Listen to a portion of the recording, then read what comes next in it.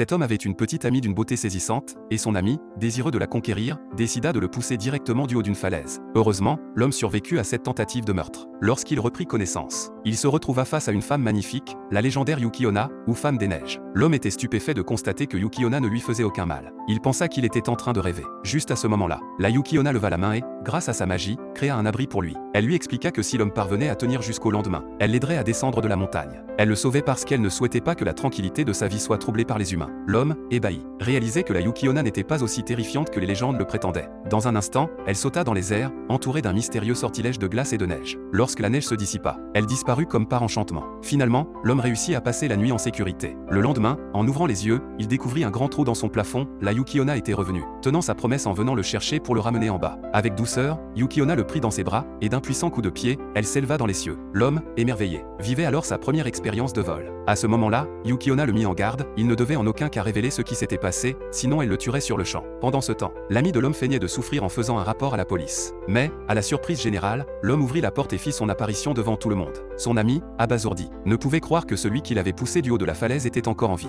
L'homme s'approcha de son ami, pointa du doigt et informa la police que c'était cet homme qui l'avait poussé. Finalement, l'ami fut arrêté par les policiers, et l'homme perdit ainsi son unique ami.